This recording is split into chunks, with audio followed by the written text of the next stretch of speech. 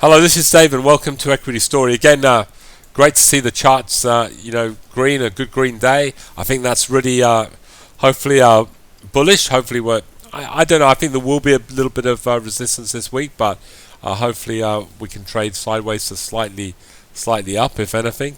And obviously, if we can trade like that, our trending shares should continue to do really well. And today, I'll just go through them quickly. Obviously, CGF. Still trending up very, very nicely. Looks absolutely fine. Domino's hit record highs today of about 76.63. Excellent. Really, really good. So hopefully she can go on with that sort of move this week. Bellamy's very good beat. Went over that $12 level, held above it. I think that was a bit of resistance. Looks good. Goodman Group looking very, very good.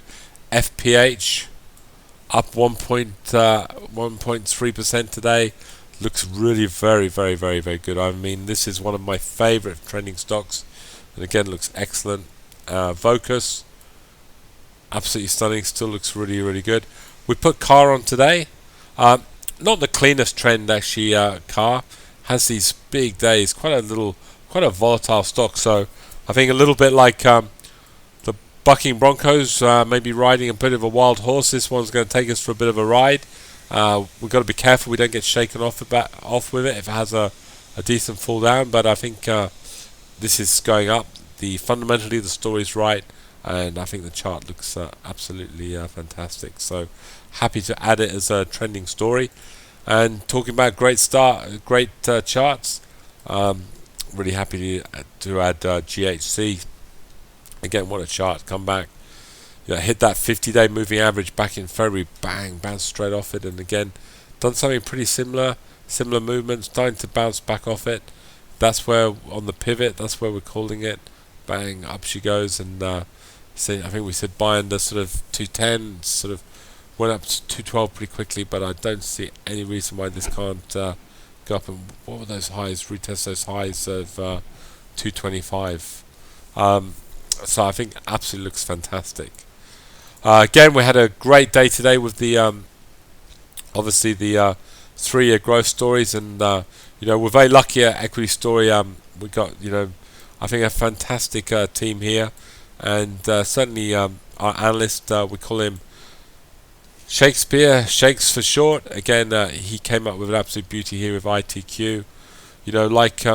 If companies are growing their revenue and earnings very strongly, they're always going to be takeover targets, especially for companies obviously like Tabcorp, who are looking for that sort of revenue growth. And again, ITQ, what a fantastic story. It's been up about 30% now for Equity Story with this takeover offer. Now, it is possible, it is highly possible that someone else could come in and put a higher bid on this stock.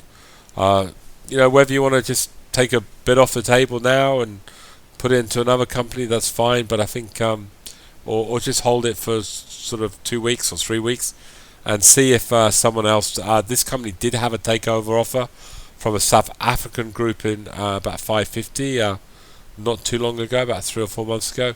Possibly that this company could go back again, so this potentially could actually get bidded up a little bit higher. So we'll definitely keep it on the cards. And again, another fantastic call by the Equity Story team.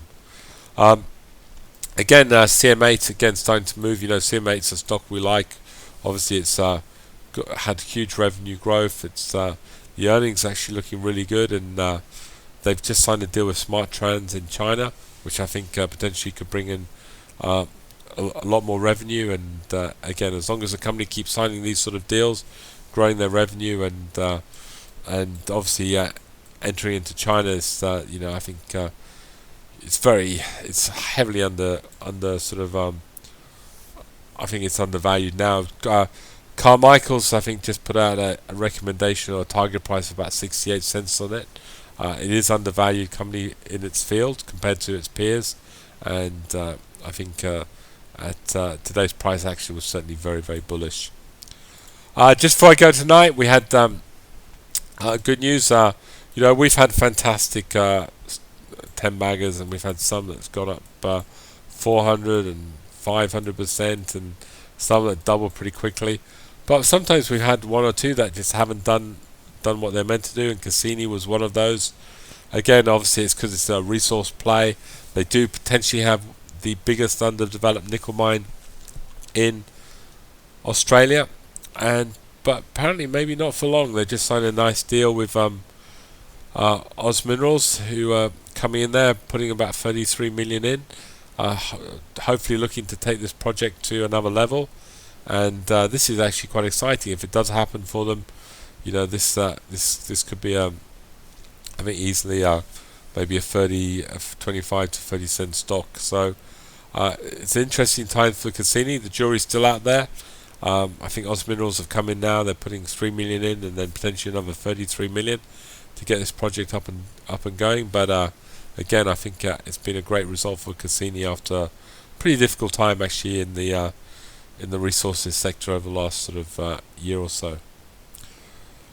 That's all I've got to say tonight on Equity Story. I'd like to thank you for listening to us, and I look forward to bringing you the report tomorrow.